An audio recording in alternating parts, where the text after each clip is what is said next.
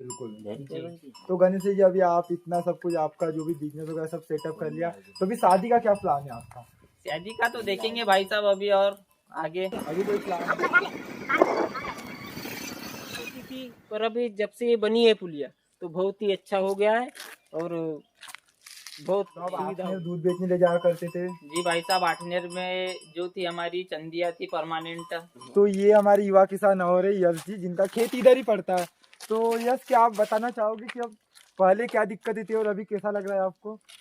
पहले अभी क्या आप जो आपका जो बिजनेस वगैरह है खेती, उसके अलावा भी आप राजनीति में भी एक सक्रिय कार्यकर्ता हो? जी भाई तो साहब। गणेश जी, राजनीति में रहते हुए आपने गांव के लिए कोई योजनाएं वगैरह या कोई ऐसा लाभ जो सभी दर्शकों को, सबसे पहले तो जय श्री महाकाल।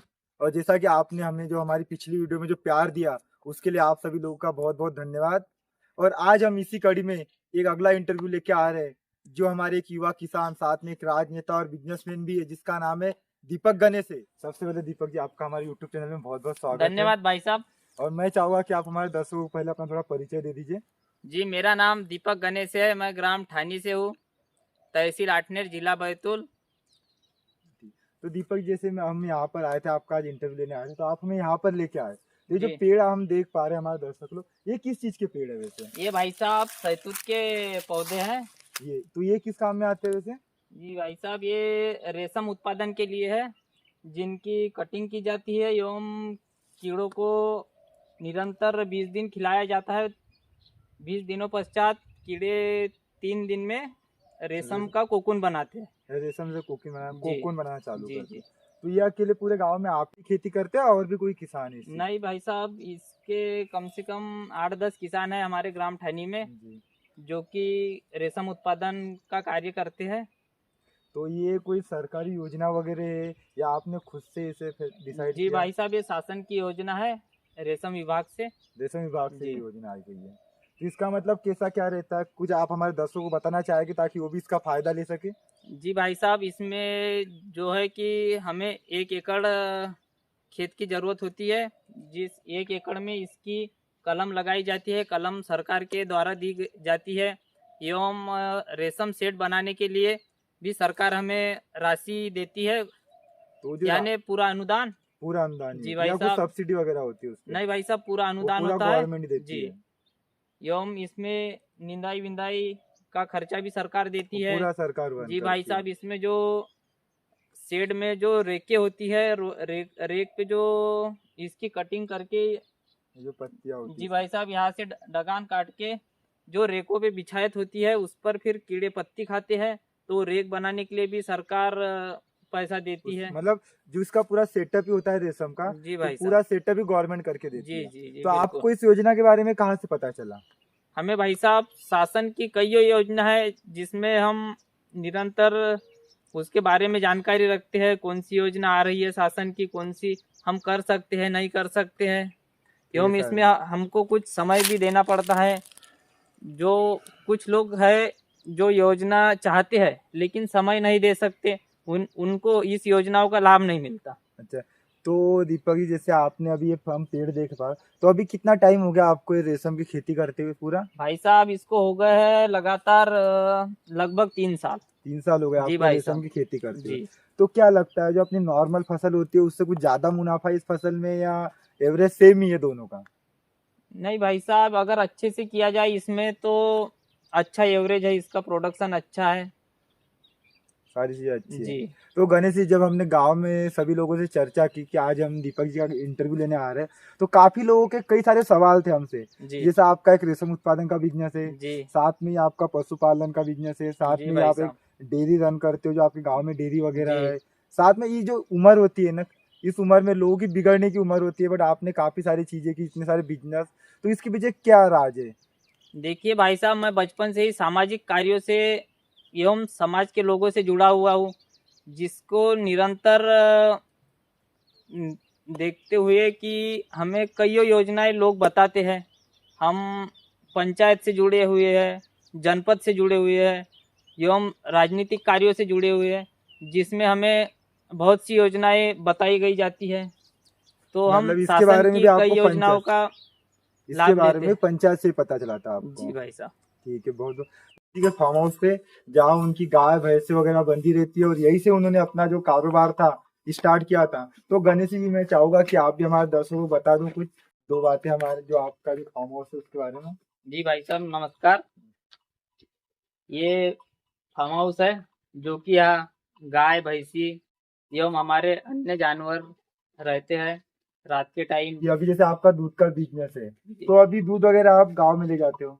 जी भाई साहब खुद की डेयरी है, अच्छा, खुद दीदी की डेयरी। डेयरी है। जी तो वो कब से स्टार्ट किया आपने? वो करीबन 4 साल हो गए डेयरी 4 स्टार्ट साल हो करने गए के लिए। डेयरी में। जी तो अब देखा गया गांव में आपसे पहले भी एक डेयरी और थी, जी। तो आपके माइंड में कैसे आ गया कि एक डेयरी होते हुए भी दूसरी डेयरी ओपन करते हैं?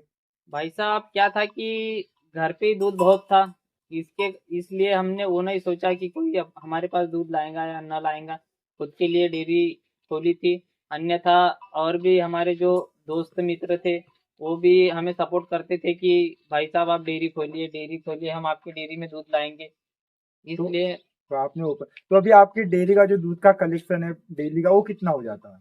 करीबन 100-120 litre per day. Per day का हो जी जाता भाई है, एक साहब टाइम का या दोनों टाइम का मिला के? Per day. पर डे का पूरा जी आपका जो भी। और अभी थोड़ा गर्मी का टाइम है तो धीरे धीरे अभी गर्मी चालू हो रही है, लेकिन तो पशु कम दूध देने लग गए हैं, इसके कारण थोड़ा कम हो रहा है।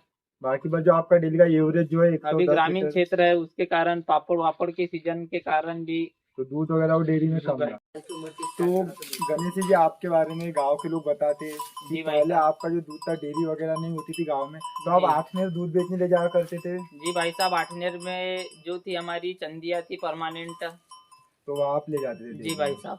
तो मतलब कब से बंद कर दिया आपने वहां से आठनेर से? भाई साहब लगभग 4 साल हो गए जब से डेयरी स्टार्ट की है, जब से आठनेर जाना ले जाना बंद बंद हो कर गया, दिया। तो अभी आपका जो भी आप ही के डेयरी में पूरा दूध जी आता है जी। और वही से सप्लाई होता है जी सारी। भाई तो साहब अभी आपके पास कितनी भैंसे वगैरह होगी फिर दूध की? अभी लगभग भाई साहब 8-10 भैंस है हमारे पास। अभी 8-10 भैंस है। जी तो सभी दूध देती है या फिर नहीं, कुछ देती है, कुछ प्रेग्नेंट है। या कुछ अभी प्रेग्नेंट है, कुछ जी दूध वगैरह? तो गणेश जी आपके बारे में एक चीज और है कि आप जो आपका जो बिजनेस वगैरह है खेती, उसके अलावा भी आप राजनीति में भी एक सक्रिय कार्यकर्ता हो। जी भाई साहब। तो वो मन कैसे बनाया आपने कि गांव से उठ के एक राजनीति में जाने की सोच? देखिए भाई साहब राजनीति का तो ये है जो हमारे देश की दिशा और दशा और डूबना और तैरना होता है वो सब राजनेताओं जी के हाथ में बिल्कुल होता है। बिल्कुल। लेकिन उसमें भी हमें सक्रियता रखना चाहिए, हमारा देश कहाँ जा रहा है, क्या हो रहा है अन्य। तो गणेश जी अभी आप एक ग्रामीण लेवल की राजनीति में हो, जी तो आगे चल के कुछ बड़े लेवल पे जाना है या यही ग्रामीण तक ही सीमित रखना है राजनीति को?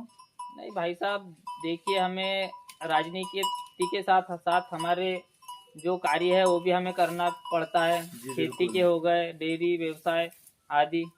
तो अभी राजनीति मतलब उतना कम आगे तक आपने नहीं ज़्यादा सोचा है, बट समय नहीं मतलब दे पाते हैं हम, कम समय दे पाते हैं बट वही उसके कि लिए। एक्टिव रहोगे बट उतना जी टाइम नहीं दे पाओगे जी भाई राजनीति। साहब। तो गणेश जी राजनीति में रहते हुए आपने गांव के लिए कोई योजनाएं वगैरह या कोई ऐसा लाभ जो गांव को मिला हो राजनीति से आपको?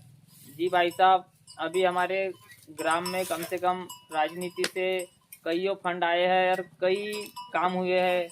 जैसा कि हमारे खेत के साइड में 18 लाख की पुलिया, अच्छा, वो भी राज डैम का कार्य जो कि जो 35 लाख का रपट का कार्य है, 25 लाख की नहर का कार्य है और ग्राम में सामुदायिक भवन है 12 लाख का।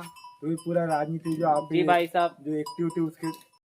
तो गणेश जी ये जो आपने मुझे योजना में बताया, जो कार्य बताए, जी भाई जैसे जो साहब। पुलिया का हो गया, डैम की जो रपट नहर हो गई या सामुदायिक भवन हो गए, तो ये पंचायत के द्वारा किए गए हैं या कोई और निधि इसके लिए स्वीकृत की गई थी? देखिए भाई साहब इसमें तो पंचायत का भी योगदान है, एजेंसी तो पंचायत की होती है, लेकिन पंचायत जो है कि उतने बड़े स्तर पर उतना फंड पास नहीं कर पाती है।